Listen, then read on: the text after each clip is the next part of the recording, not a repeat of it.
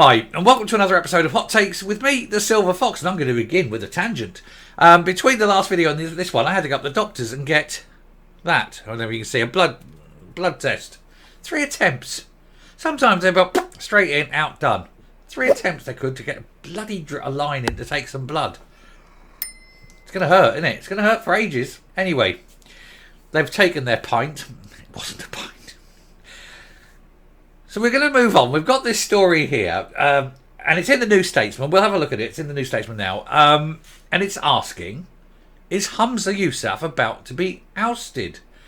Have they had enough? There are rumours and whispers. Nothing formal. Nothing's coming out. Nobody's saying it out loud. But there are briefings, off-the-record comments, a little bit of a whisper here and there in the press. It seems his time is drawing to an end. Backbenchers, both at Holyrood and at Westminster, fear for their future. They see that he is leading them into an absolute road crash of an election, and that there's nothing they can do at the moment. But come the mess that will be the Westminster election, the plan is then at that point to oust him and to put in someone indigenous as leader, someone who understands the psyche of Scotland. Rather than someone who holds a foreign passport, for example. Someone who does not have any sort of natural affinity to the land in which he finds himself living. His culture only goes back, or his cultural history in Scotland only goes back 1 generation after all. He can hardly claim to have relatives who fought at Bannockburn. So we'll have a look at this to see if he's going, who's likely to replace him. Kate Forbes, obviously, duh.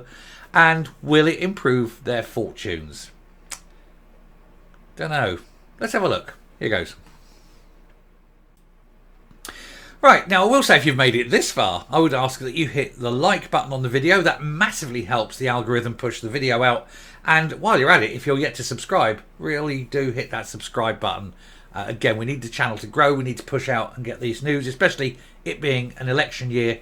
We want to get out to as many people as possible and let everyone know what exactly is going on.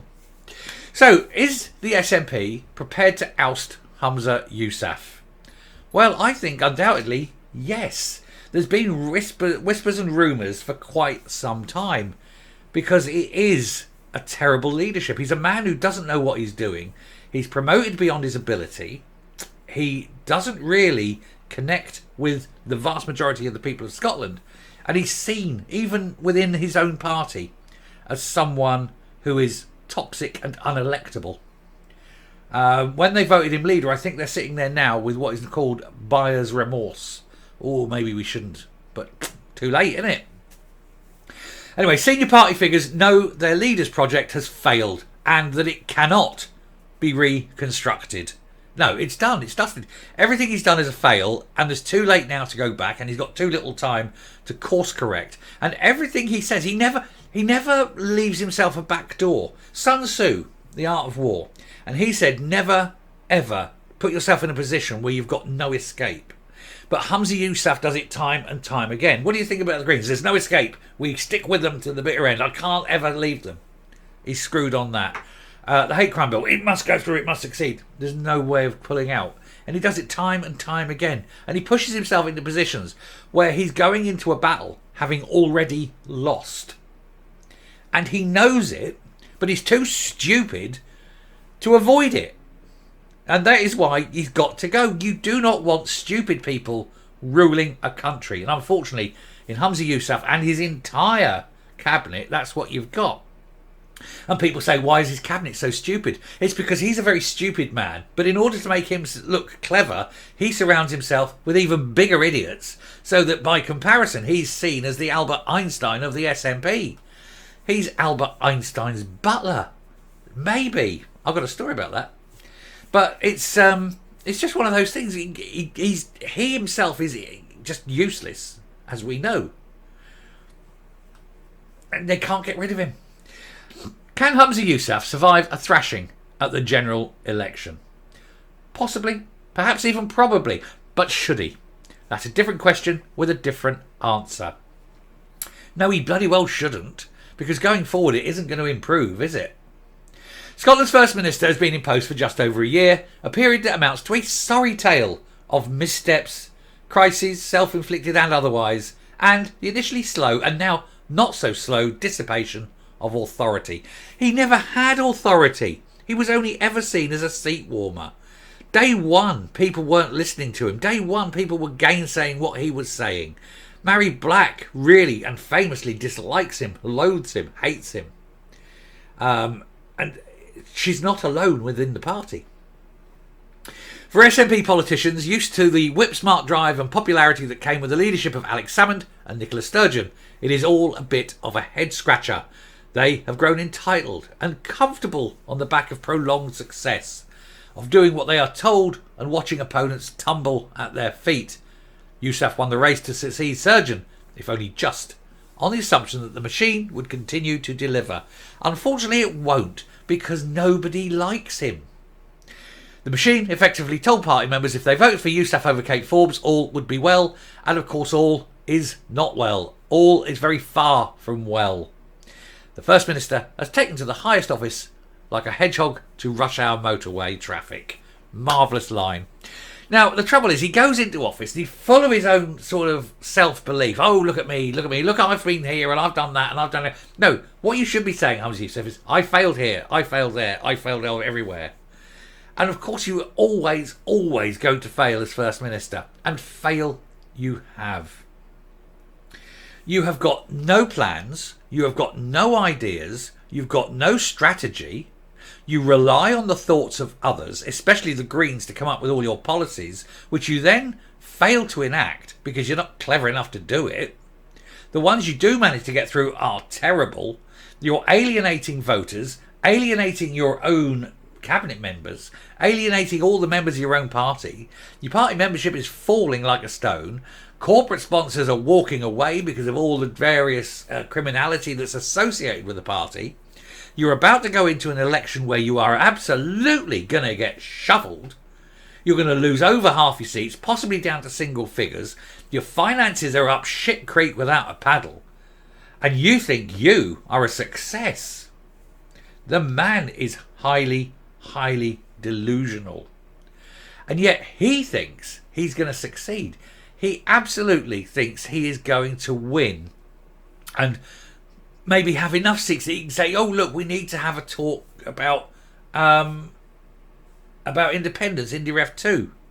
But he can't. He can't possibly do that. Anyway, the headlines over the past few weeks have been dominated by Scottish Government policy that is almost precision-tooled to irritate ordinary voters. The enactment of the hate crime legislation has seen a blizzard of petty complaints to the police. This also rekindled the gender wars, which have returned owing to the shocking but unsurprising findings of the Cass report. The ability of the Greens to wag the SNP dog has again become evident with Patrick Harvey's pious and inflammatory banning of wood-burning stoves, and Yousaf still shows no sign of being able to say no to this authoritarian shower because he's got no authority. Nobody listens to him. He can stand there stamping his tiny little feet as much as he likes, but the rest of them just ignore him, or worse, mock him. He must know it. He must know he's a man with no authority.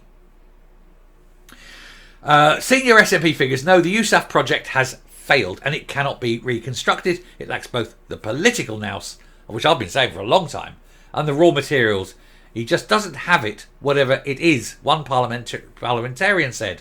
A wearied shake of the head commonly greets a query about how things are going. The party's MPs at Westminster expect a slaughter in the autumn, and some are standing down. Others are already exploring their prospects for alternative employment. There are a few Yousaf apologists left who are not on the payroll in one form or another, and even they seem a little half-hearted. They're all finished. They know it. They know they're done. Stick a fork in them. The cautious, mild-mannered pollster John Curtis has delivered a verdict which for him amounts to donning a judicial black cap. He said, there are clearly not inconsiderable doubts within the party about his competence. He said of Yousaf last month, nobody questions that he's a nice chap, but he's not intellectually able, but he hasn't got what it takes to provide leadership.